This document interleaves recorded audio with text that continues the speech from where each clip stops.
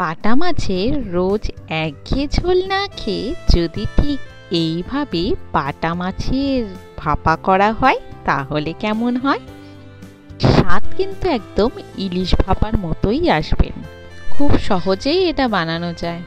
নমস্কার বন্ধুরা, দুর্গাস ব্লগে আপনাদের অনেক অনেক স্বাগত। আমার আজকে নিউ রেসিপি বাটা মাছের ভাপা।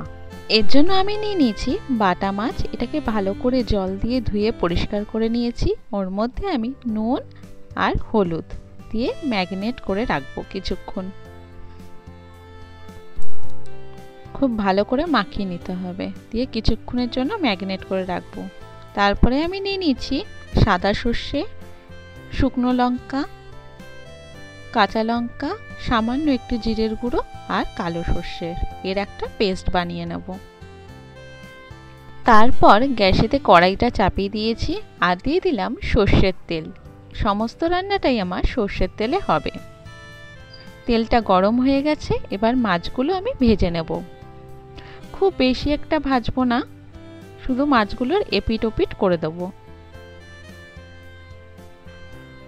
আমার রান্না যদি আপনাদের ভালো লেগে থাকে অবশ্যই লাইক, কমেন্ট, শেয়ার করে দেবেন। সাবস্ক্রাইব অবশ্যই করবেন, পাশে নোটিফিকেশন বেলটাও অন করে দেবেন।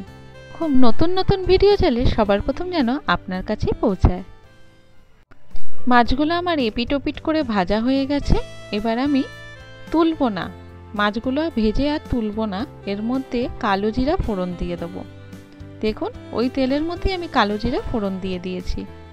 তারপরে যে পেস্টটা আমি করে রেখেছিলাম সেই পেস্টটা এর মধ্যে দিয়ে দেব। সাদা সর্ষে, কালো সর্ষে, সামান্য জিরের গুঁড়ো, শুকনো লঙ্কা আর কাঁচা লঙ্কার একটা পেস্ট বানিয়েছিলাম, সেই পেস্টটা আমি দিয়ে দিচ্ছি এর মধ্যে।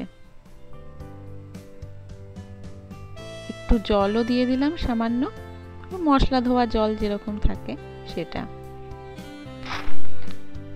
এবার একটু নাড়াচাড়া করে দিতে হবে। ওর মধ্যে সামান্য হলুদ অ্যাড করব। তারপরে মশলাটা কষতে দিতে হবে। দেখুন, মশলা থেকে যখন তেলটা ছেড়ে আসবে, দেখুন তেলটা ছেড়ে এসছে, এই সময় সামান্য জল দিয়ে দিলাম। জল দিয়ে একদম আঁচ কমিয়ে দেবেন। গ্যাসের ফ্লেমটা লো করে কিছুক্ষণ ফুটতে দিতে হবে। অবশ্যই আমার চ্যানেলটিকে সাবস্ক্রাইব করে রাখবেন এরকম নতুন নতুন ভিডিও পাওয়ার জন্য। দেখুন ঝোলটা একটু ফুটে গেছে, তখনই আমি গ্যাসের ফ্লেমটা বন্ধ করে দিয়েছি। খুব সহজেই কিন্তু এই রেসিপিটা হয়ে যায়, বেশি সময়ও লাগে না। কালারটা দেখেছেন কি দারুণ এসছে। আমার রান্নাটা কেমন হলো অবশ্যই কিন্তু কমেন্ট করে জানাবেন। এরকম নতুন নতুন যদি রেসিপি দেখতে চান সেটাও কমেন্ট করে জানাবেন। কালারটা দেখুন, পুরো একদম ইলিশ ভাপার যেরকম কালার আসে সেরকম স্বাদ আর গন্ধ দুটোই একই রকম হবে। Thank you.